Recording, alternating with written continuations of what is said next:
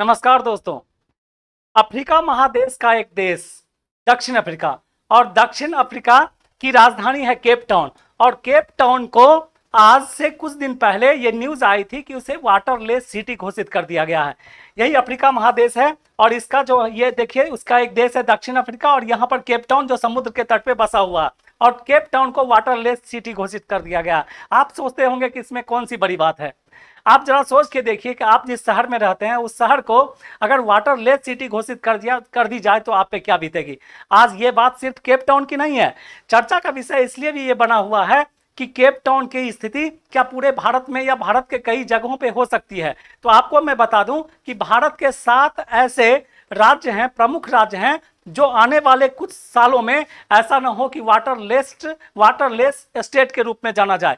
जिस राज्य की बात की जाए तो महाराष्ट्र, गुजरात, कर्नाटक, झारखंड, आंध्र प्रदेश, राजस्थान एवं उत्तर प्रदेश इसमें से सर्व प्रमुख 7 राज्य हैं, जो आने वाले सालों में अगर संभला ना गया तो यह एक चर्चा का विषय होगा कि ये राज्य कहीं पानी विहीन राज्य के रूप में ना बदल जाए।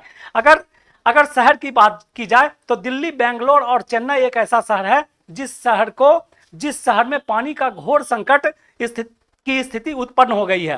तो चलिए आज पानी की बात करते हैं कि आखिर ऐसा क्या है कि पूरी दुनिया में जो है पानी का ये हाल होने वाला है। आपको शायद पता नहीं हो कि चीन और अमेरिका के लोग अगर मिल जाएं, वो दोनों मिलकर भी जितना पानी का उपयोग करते हैं, भारत के लोग कहीं उससे ज्यादा पानी का उपयोग करता है। भारत के लोग उस दोनों को मिला के कहीं उससे ज्यादा पानी का उपयोग करते हैं। क्या आपको नहीं लगता है कि यह आश्चर्य की बात है? अगर सोचने की बात की जाए तो WHO के हिसाब से भारत के प्रति व्यक्ति पानी का जो खर्च है वो लगभग 25 लीटर माना गया है। यानी भारत के प्रति व्यक्ति पानी का खर्च लगभग 25 लीटर। लेकिन एक दिल्ली जैसा शहर की बात की जाए तो दिल्ली जैसे शहर में पानी का प्रति व्यक्ति खर्च लगभग 250 लीटर है। आज इस पे चर्चा करना इसलिए भी जरूरी है कि आखिर ऐसा क्या हो गया कि पानी की ये स्थिति उत्पन्न हो गई। चलिए जरा पानी के बारे में बात करने से पहले उसके इतिहास को भी थोड़ा समझते हैं या पानी के वस्तु स्थिति को भी समझते हैं। अगर ऐसा देखा जाए तो पृथ्वी के सतह का लगभग 71% भाग, पृथ्वी के सतह का लगभग 71% भाग जो है पानी है, और कुल पानी का लगभग 96.5% जो है सो खारा पानी है। यानी कि सैलाइन वाटर जिसको आप बोलते हैं वो वैसा पानी है, अर्थात उस पानी का उपयोग आप पीने या किसी और चीज में शायद नहीं कर सकते हैं। पृथ्वी के कुल जल का अगर जल की बात की जाए तो पृथ्वी के कुल जल का लगभग 97% जो है महासागर में ही पाया जाता है। यानी पृथ्वी के कुल जल का लगभग 97% भाग जो है सो महासागर में पाया जाता है, ये आप भी जानते हैं। और लगभग 3% जो है उसके पानी का वो ग्लेशियर और बर्फ और जमीन के नीचे यानी अंडरग्राउंड वाटर के रूप में पाया जाता है। अब आप बिल्कुल इस बात से आश्वस्त होंगे कि मात्र 1% ऐसा पानी है जो पानी हमारे उपयोग के लायक है, यानी पीने के लायक है। ये भी आप समझते हैं।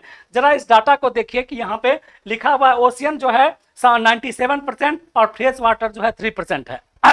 यानी समुद्र का पानी 97% और फ्रेश वाटर जो है सो 3% है। और इसमें भी अगर देखा जाए तो आइस कैप, फ्रेश वाटर में भी आइस कैप जो है बर्फ के रूप में वो लगभग 79% है, और अगर अंडरग्राउंड वाटर देखा जाए तो 29% है।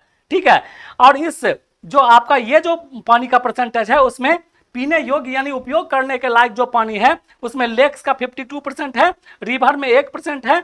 यानी कि अगर आप उपयोग करना चाहते हैं तो भी पानी का मात्र जो है आप जो है सो कितना उपयोग कर सकते हैं, 1% पानी ही उपयोग किया जा सकता है। ये बात सच है कि लोग कहते हैं या साइंस ने यह प्रूफ कर दिया है कि पानी कभी धरती पर से खत्म नहीं होगा। हाँ, लेकिन उपयोग के लायक जो पानी है वो पानी निश्चित ही खत्म हो सकता है या उसका प्रतिशत जो है कम हो सकता है, ये बात भी तय है। एक टर्म आया था कुछ दिन पहले, आपने शायद सुना होगा या ना सुना होगा तो मैं आपको बताता हूं। उस टर्म का नाम था डे जीरो। उसे डे जीरो कहा गया है। आखिर इसका मतलब हुआ कि एक ऐसा दिन जिस दिन पृथ्वी पर से पूरा पानी खत्म हो जाएगा। आपको दोस्तों आपको पता होगा कि भारत में लगभग 200 से ज्यादा नदियां हैं। नदियों की संख्या लगभग 200 से ज्यादा है, और पानी के स्रोत की बात की जाए कि पानी का अगर पहला स्रोत की बात की जाए तो शायद नदियां ही इसका पहला स्रोत है, और दूसरा स्रोत जो है भूजल है, यानी अंडरग्राउंड वाटर है।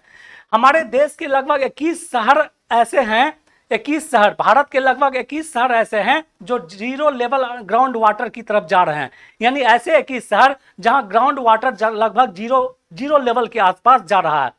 WHO के आधार पर भारत में मैंने पहले ही बताया कि लगभग 25 लीटर प्रति व्यक्ति पानी के खर्च को निर्धारित किया गया है, लेकिन दिल्ली जैसे शहर में लोग पानी खर्च करते हैं कितना, 250 लीटर। जरा देखिए कि पानी के बिना एक मनुष्य की बात की जाए, क्योंकि हर चीज हर संसाधन मनुष्य के लिए होता है, अगर मानव की बात की जाए तो देख लीजिए मानव का 65%, एक मैच्योर्ड ह्यूमन बॉडी का लगभग 65% जो है सो पानी से बना हुआ है। 65% पार्ट जो है सो पानी से बना हुआ है, ये भी आप जानते हैं। अगर इससे आगे की बात की जाए तो देख लीजिए ब्लड, आपको आश्चर्य होगा ये सुन के कि ब्लड का 85% वाटर है, ब्रेन का 75% वाटर है, लंग्स का 90% भाग वाटर है, लंग्स का, ठीक है। अब आप देख लीजिए स्किन का 80%, स्किन का 80% वाटर है, बोन्स का 24% वाटर है, मसल्स का 75% वाटर है, यानी कि हमारा जो शरीर है सो कहीं ना कहीं अधिक से अधिक मात्रा में हमारा शरीर सिर्फ पानी से बना हुआ है, और इससे हम इनकार नहीं कर सकते हैं। संयुक्त राज्य ने भारत के संदर्भ में 6 ऐसी बातें कही हैं जिस पे गौर करना जरूरी है कि भारत की ये 6 बातें भारत को शायद कहीं बुरे दिन में न ढकेल दे, जिसमें तेजी से विलुप्त होते जानवरों की संख्या, भूजल की कमी, ग्लेशियर का पिघलना, अंतरिक्ष मलबा।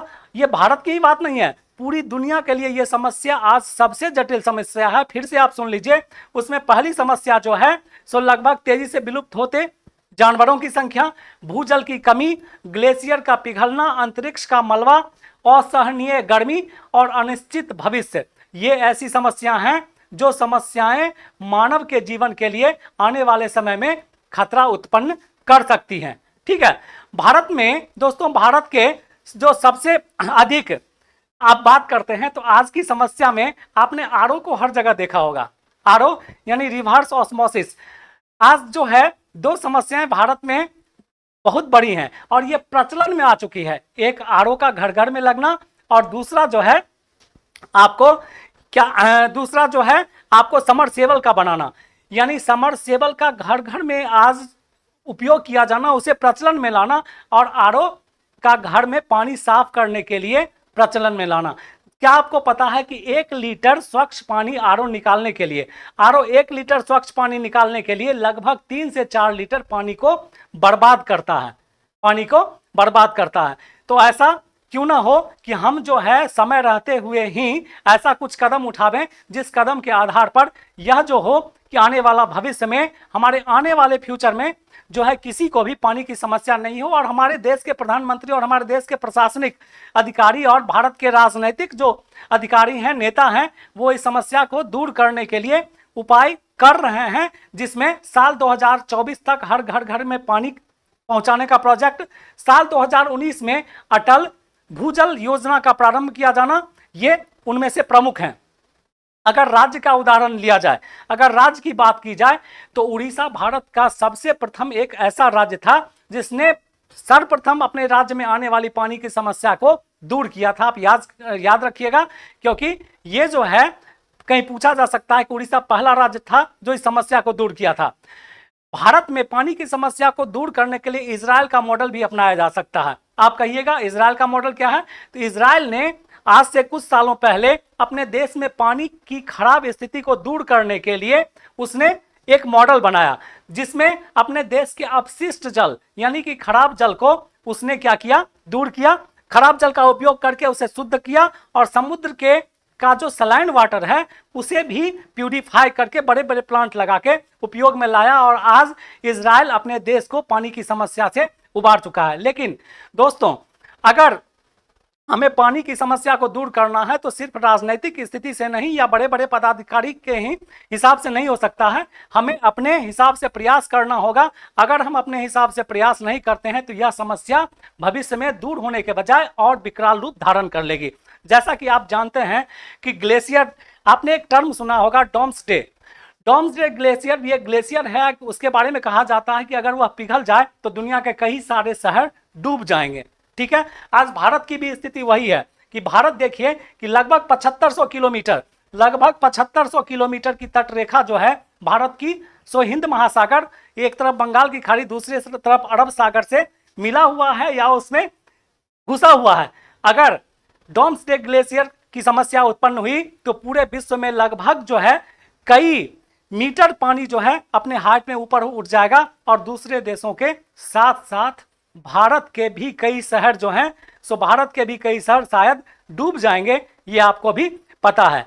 इससे पहले कि ये समस्या फिर से विकराल रूप ले ले, आपको ये जानना या ध्यान रखना जरूरी है कि कहीं ऐसा ना हो कि आने वाले समय में हमारा ही शहर जो है वाटरलेस सिटी घोषित ना हो जाए।